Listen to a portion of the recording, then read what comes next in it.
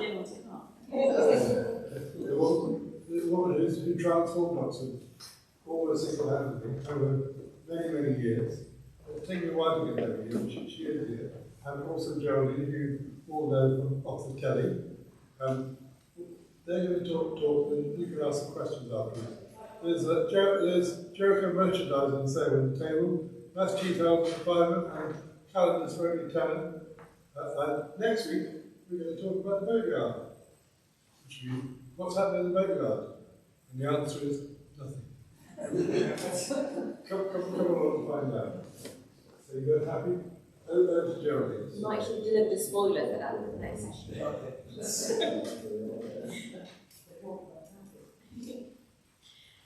Thank you very much for coming. I met up with Debbie a couple of weeks ago, so I had a chat before we came in, and there's so much interesting to talk about. And I think really, if you've walked around Oxford, which you probably have, if you've explored the buildings in the city, you've probably benefited from the work that Debbie has done.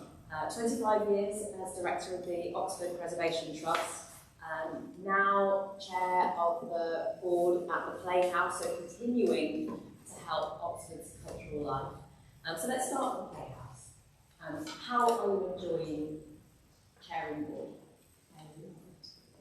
I was trying to think how to articulate what you do as a board, as a chair of the board, and it made me think that I've just recently become a granny. It's a bit like being a grandmother, which is that you know all this stuff and you bring your expertise, and then it's time to go home at the end and somebody else gets to run it. So I love it. There's such an extraordinary talented team, and what you have to do really is to directors, I suppose. None of us quite trust all of those people nowadays. Everybody is a volunteer, all the trustees are volunteers, and you just kind of oversee it. I mean, if you imagine the kinds of things that are being done, you just keep it on track really, and if somebody gives money to something, that kind of stuff, then it's the job of the board to make sure that it's done. So, yeah, that's spent in the time. The Playhouse is very interesting. It's a charity, which people often don't remember the Playhouse. And it really isn't just people in the city may go along and go, they might see what's on the outside and go and see theatre productions there. But there's so much more than that. There's lots of community projects and supporting the diverse groups, encouraging new talents. It's got 2 spaces, it's got the main theatre, it's got the table space as well. So what do you think the main challenges are for the Playhouse, and how can you support them? Well, the first thing to say is they do an amazing piece of work, and if only we've got a screen here, I'd love to show you the 3-minute film that they made of the work that they're doing. Because they do things for primary school teachers, pupils, things which is called Primary Playmaker, where they go into a school, they teach them. They work with them to write plays, they then perform these plays, just seriously.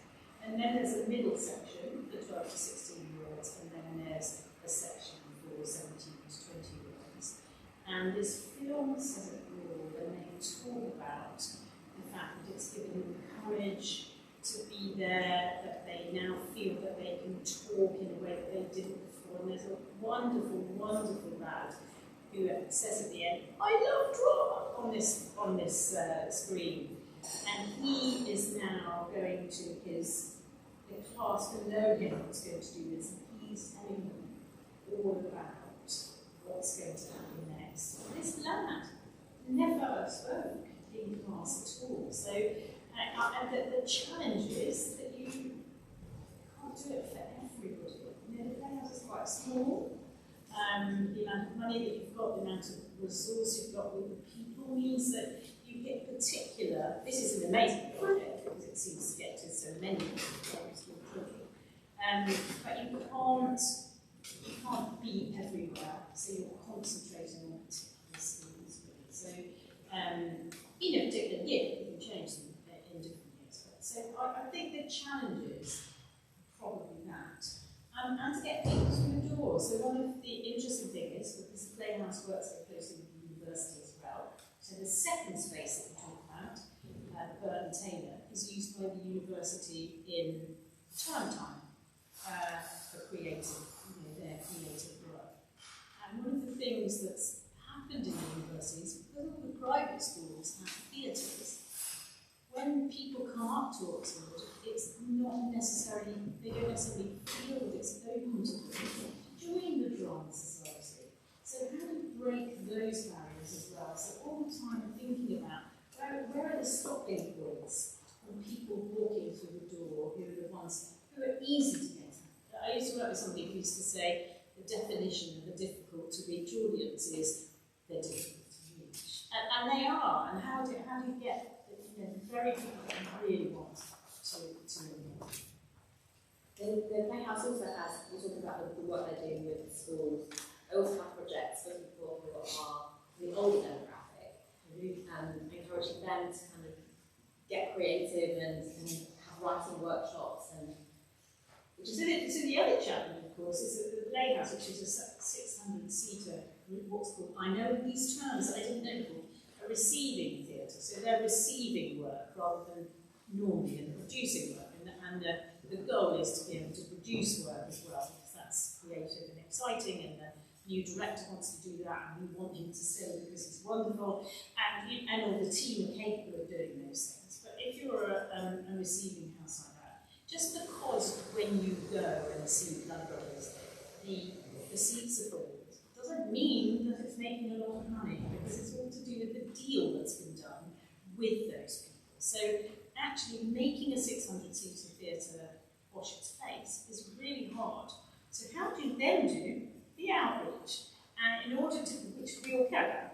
So in order to do those, you've got to raise the money to do that. So we have a project at the moment, which is really a very clever project, which is to give free tickets to people who are the right, who you want to target. And instead of us trying to do it, those tickets go to organisations, so that the organisations can decide which families they should, might benefit from coming to the pantomime or whatever. But in order to do that, we had to raise the funds. So I think that's really the issue. There's loads of things we'd love to do, but the people who work at Playhouse, like the people who work at Oxford Preservation Trust, they're enthusiasts for their subject. They don't really earn a lot of money, and they work endlessly in order to do what they think matters. But they work so hard. It's unbelievable. The Playhouse is a really beautiful building. The building itself is lovely, and it's on, I think, one of the most attractive streets there is. You've got the Ashmolean, you've got the Randolph, you've got the Playhouse, you've got those lovely townhouses towards the bottom end. And buildings are your big passion. So explain how you got so interested in buildings, because it seems like I don't know how you go from being a girl doing what girls do. I've always had an interest in the environment and the built environment around me. I think is the fact I'm a natural geographer, and so for me to understand the place, I would have to understand where the church is and how it's all, if you're in a village, how all kind of slots together. I trained as a chartered surveyor. You know this because I told you. I trained as a chartered surveyor, and I very, very quickly realised when I qualified that for me the environment was not money, and for developers and those property people, they quite often, it's a balance for them. But I found it really difficult when I had a client in a field and I was supposed to get planning permission for the field to put houses on it. I was thinking, this is not for me, I really don't want to do this. But what it's done is enabled the two skills to come together. So I understand how the market works and property works and all that kind of jazz, and then I also know about heritage. So the combination of those two skills is what has made me so able to do the things and what enables me to do the things I do. And I see the building in a way that other people don't. So the Playhouse, you said it's a beautiful building, but how many of you have really looked at the Playhouse as a building? Because little changes that have been made to it have made it disappear. And it's got some extraordinary curves and cleverness because somebody's put a bar across it or a box office across it. And it can be unlocked, but it needs to be unlocked. And in order to do that, you need to understand. My research now, which is very much into the early campaigning in the early 20th century, well, turning into research into campaigning, I'm not sure I thought it was. And unsurprisingly, I decided that one of the case studies I would use was Playhouse. And this will make you look, you say it's in a beautiful Georgian street. There were Georgian houses there, and they knocked the Georgian houses down to build the theatre there. So, and nobody fought for it. Because in 1937, no one's caring about those buildings, because they didn't care about things that are built before 1780. Random, there we are. And so there's and lots of people objected to it. So there's a kind of history behind it, and it's very polite. You can't really see it. It works with the street, which is another thing that happened in Oxford. We didn't get these modernist buildings that you get in other places until much later than lots of cities. So all the time you learn things, and then when you look, you see more than. And for me, I'm looking that for everybody because I find it so fascinating, and I assume all of you will, but you probably will. But I think watch this space on the Playhouse. I mean, I'd love to do a project on the buildings in the Playhouse, and to get the Burns Head to join up and all the rest of it. But there are challenges. There are other things that you have to establish and get right first before you do that. Not least the programme of research, which is amazing. The programme itself is amazing. Because on Monday the weather was beautiful. You not everyone will think it's cool, are you? I got to climb the scaffolding, which is up on the tower of the cathedral, right to the top and into the building, where only because they've taken the window out can you get it. So I mean, it was completely extraordinary. I knew though that I had to climb that tower, so I've only just taken over as the chairman, and there's a clerk of works and all these people, and I knew that I had to climb that ladder and those to the top. If I was actually, it isn't completely the case, I wouldn't have had any credibility, but it gave me much more credibility that I'm able to do that and fascinated by it and able to talk about those things. So even now, there's that. But, I don't think anybody thinks about whether anybody would be a trust. And when that piece of information came up, which was for an article in the newspaper a few years ago, I kind of couldn't believe it was true, because life has moved on so far that to say that in 1985 I was the first female seems the oddest thing else, isn't it? But it was the case.